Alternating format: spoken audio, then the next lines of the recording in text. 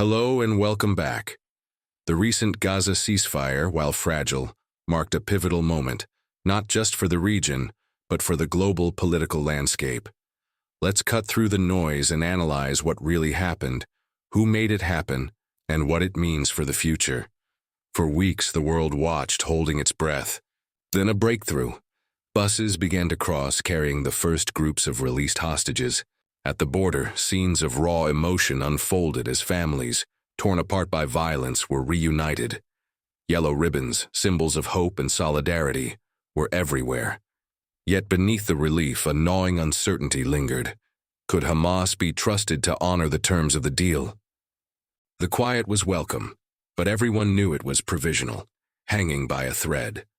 The core question remained: was this a step toward peace, or just a pause in the conflict? While families were embracing, a different drama was playing out in Western and Nordic capitals. Leaders like Norway's Prime Minister Jonas Gahr Støre and Foreign Minister Espen Barth Eide faced a storm of criticism. Their government's recognitions and public statements were seen by many, including key allies, as a miscalculation that effectively rewarded Hamas's brutal tactics. Negotiators from Qatar and Saudi Arabia, working behind the scenes, said earlier summer talks had collapsed when Emmanuel Macron, Keir Starmer, and the Prime Ministers of Canada and Australia moved toward recognizing a Palestinian state mid-conflict.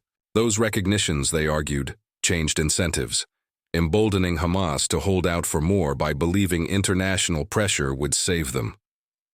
Simultaneously, a fierce battle over the narrative was raging. The term genocide was being thrown around, dominating headlines and social media feeds. But in detailed press briefings, military analysts pushed back, presenting data consistent with complex urban warfare against an embedded enemy, and noting that many reported fatalities were combatants from Hamas and aligned factions. The goal was not to dismiss the tragic loss of civilian life, but to insist on accuracy. This was a war of narratives as much as a war of weapons, and the truth was being contested on every screen and every platform. This information war also put many international NGOs and media outlets under an uncomfortable microscope.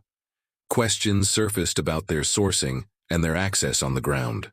Critics pointed out that while reporters had limited, if any, independent access to the hostages held by Hamas, their reports often seemed to take the militant group's claims at face value. A strange, disjointed picture of Gaza emerged. One moment, we saw images of bustling markets and long queues for aid. The next, we saw conflicting social posts and official statements.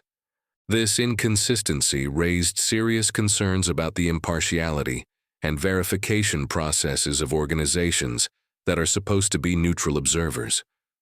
Were they reporting the full story, or just the one they were allowed to see? Amidst this turmoil, two leaders stood out for their clarity and resolve: Prime Minister Benjamin Netanyahu and U.S. President Donald Trump. In a series of uncompromising addresses, Netanyahu made his position crystal clear. There would be no future role for Hamas in the governance of Gaza.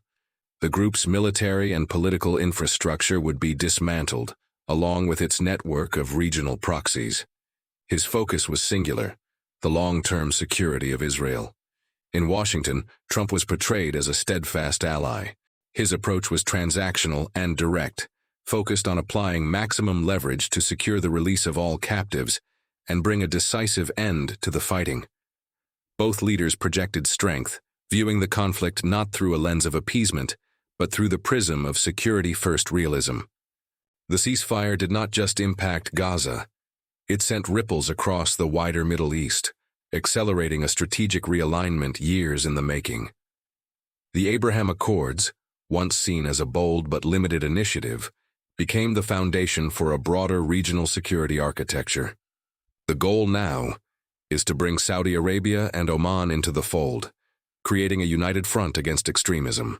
Even Qatar, which has long played a complex role mediating with groups like Hamas, is seeking stronger, more explicit security guarantees from the United States.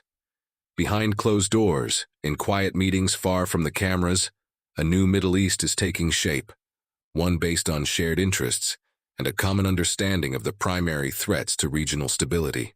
But as the dust settles, the hard realities on the ground re-emerge.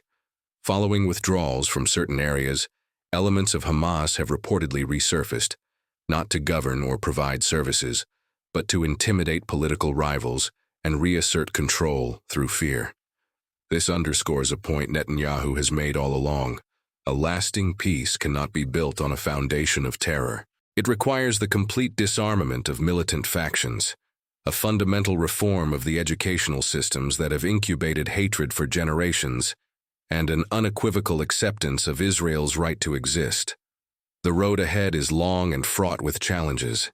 Ultimately, peace depends on a widespread change in attitude and the courage to choose stability over nihilism. Netanyahu's political future may be debated, but the principles of security and self-determination are non-negotiable. Thank you for joining this deep dive. If you found this analysis valuable, please like the video, subscribe to the channel, and hit the notification bell so you do not miss our next breakdown. Your support helps us continue to bring you the stories and perspectives that matter. See you next time.